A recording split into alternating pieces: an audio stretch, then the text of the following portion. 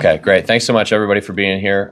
We are in a bit of a time crunch today because the House is in recess right now, but is expected to go back in. So we want to make sure to give you folks still some ample time to engage with us here today. I'm Trey Stewart, Senate Republican leader. You're going to hear from a number of our folks who have both served on committees of jurisdiction here as it relates to budget and are currently serving on those committees. And I think the trend that you're going to see across the spectrum today is that Maine people are already overtaxed. You don't need to hear that from us. You're feeling that in your paychecks every single day, every single year. This is nothing new, but unfortunately, Democrats don't think you're paying enough. And they are proposing one tax after another in this legislature and in the supplemental budget. I'm going to turn it over to our House Republican leader here, and we'll be back with you at the end for questions. But just really can't underscore that point enough here that Maine is the third highest tax state in the country. The last thing that we need is more taxes. With that, Representative Falkingham. Thank you. I've said before plenty of times, and I'll say again, I think that property tax is the most egregious tax. It's the tax that can literally take someone's home away from them. I hate property tax. Year after year, you hear from Maine citizens that they want the state to do something about property tax. A lot of people think that the state is pretty limited on what it can do because that's a municipal thing. But we're always dealing with things like homestead exemption, funding education, ways to lower that property tax burden. But unfortunately, Democrats think that it's a good idea to lift the cap on local property taxes. And that's one of the bills that we're going to be discussing today. And without further ado, I'd like to bring up Assistant Leader Arata. Thank you, Leader Falkingham. So I'm here today to talk about LD 2102, an act to support municipalities by repealing the law limiting the municipal property tax levy. We're here today in opposition to it because we support keeping the property tax levy limit because the government should respect taxpayers and keep its promises. First, a little history lesson. In 2005, both parties agreed that excessive tax increases at the state and local level were unsustainable. A taxpayer revolt was brewing, so a bipartisan working group was established to address the problem. After dozens of meetings were held, the group presented LD1, which included many compromises to accomplish the shared goals of efficient, affordable, and effective government. One of these compromises was the property tax levy limit. This was supported by then Representative Troy Jackson, Senator Rotundo, and then Representative Janet Mills. We believe that when Democrats and Republicans come together to negotiate a compromise, that agreement should be honored. Anything less destroys trust and hampers our ability to work together. This is a very reasonable bipartisan law that limits property tax growth to the percentage of average personal income growth plus the percentage of new property that's being taxed in the municipality. It makes sense because taxes should not increase faster than your income does. There are reasonable exceptions to the limit for emergencies, such as natural disasters, and the voters can vote to exceed the limit, which they often do. Unfortunately, LD 2102 is now pending in the Senate, and it would remove the property tax levy limit and take power away from local voters and give it to the local governments. The idea for this bill came from some municipal leaders of a town that I represent, the town of Gray, because the majority of Gray voters opposed surpassing the limit back in 2020. And I typically like to work with municipal governments. Having been on the local budget committee for several years, I understand the complexities, but I work for the voters of Gray first. I represent the 863 voters who wanted to stay under the spending limit. They deserve a voice. And by the way, in that 2020 election, Democrats outnumbered Republicans by over 16%. So this is not about partisanship. This is about the voters' rights. In later elections, when the town leaders made an effort to inform voters about why they wanted to surpass the spending limit, the voters supported overriding the limit. For example, in 2021, the town wanted to fund property tax assistance for seniors.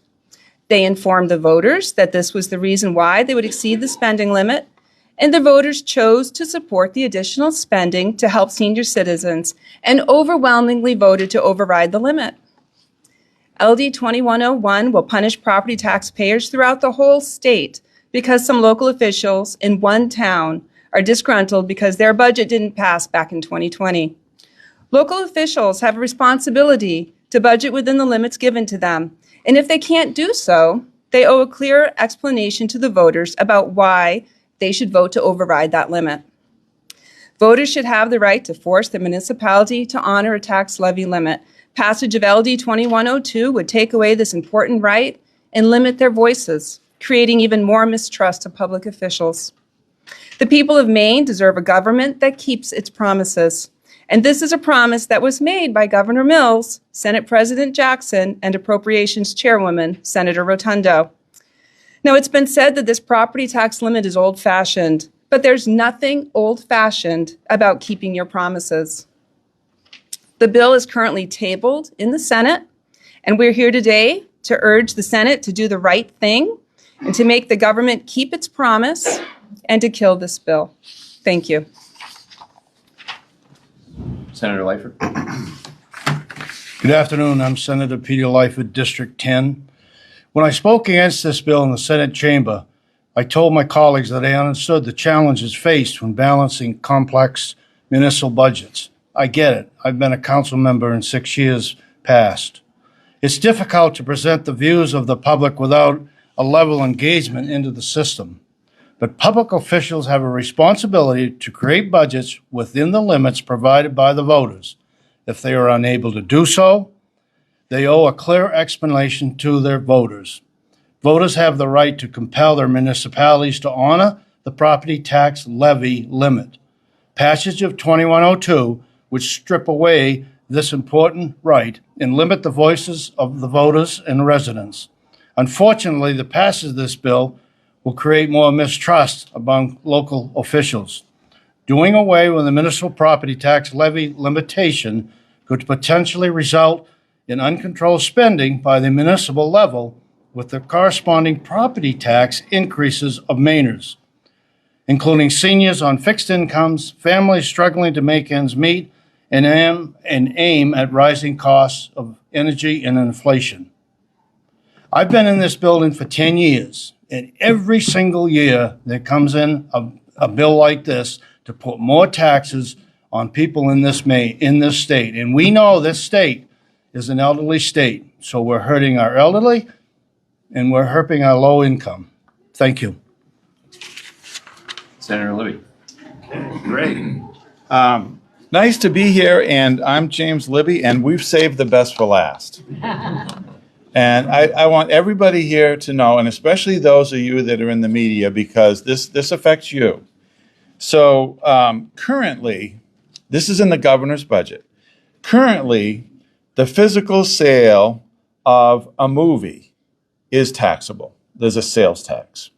Currently, the online permanent sale, if you download a movie, it's taxable. Cable and satellite TV, it's taxable. Sales tax, 5.5%, 6% in that case.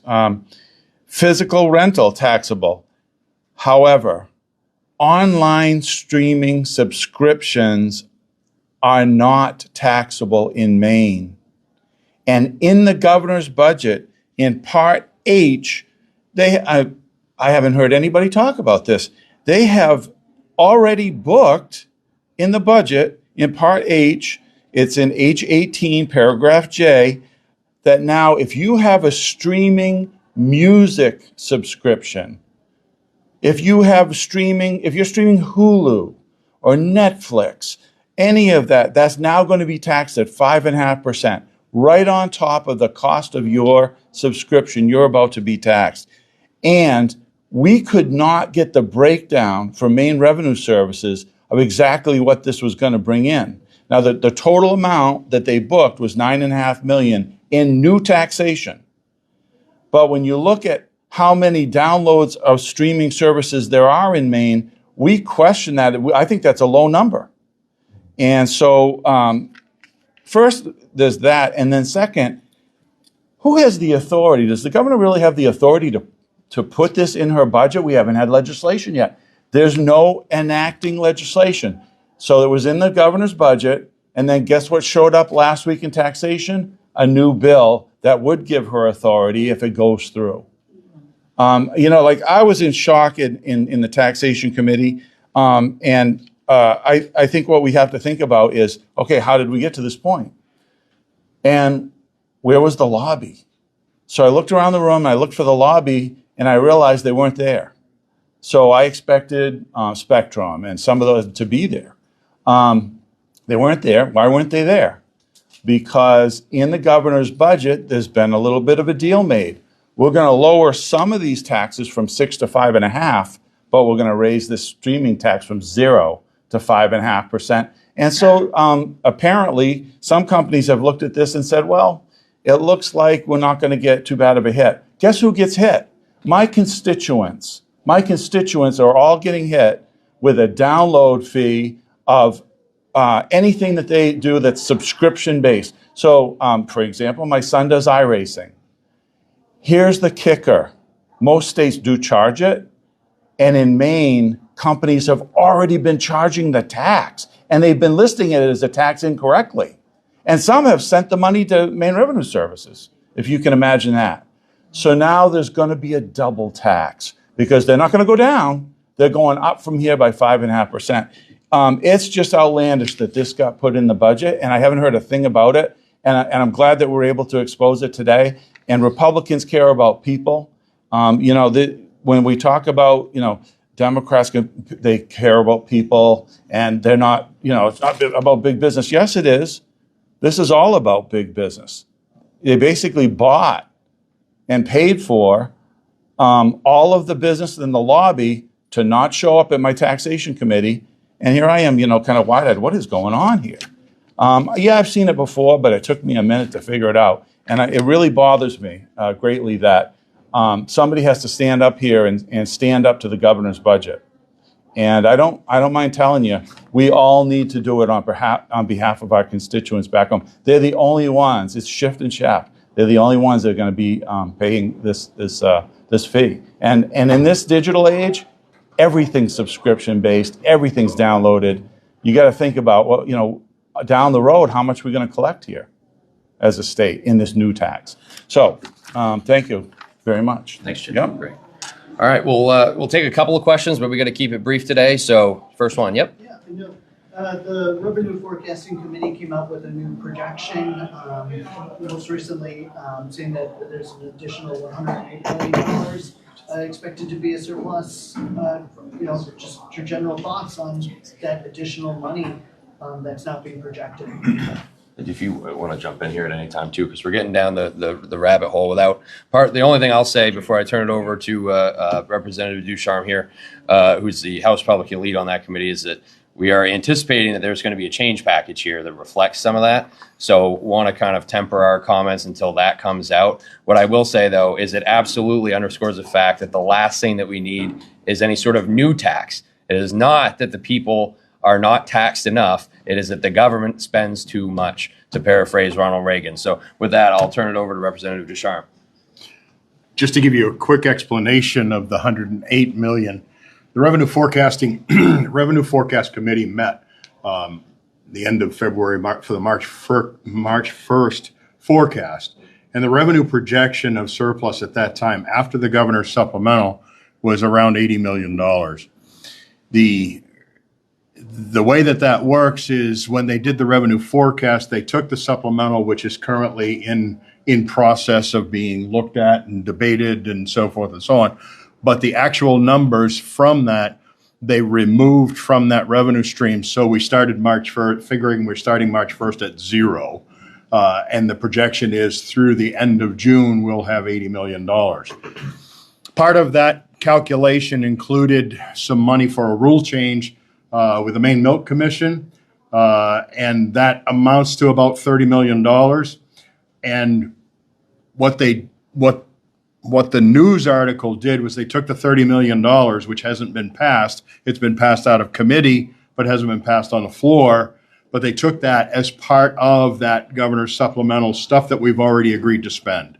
So it really wasn't a new $30 million on top of the 82 or 80 or so that we found in the 1st of March. It was just somebody read the footnotes and said, well, if we don't do this, then there may be $30 million more. And so I wouldn't count on there being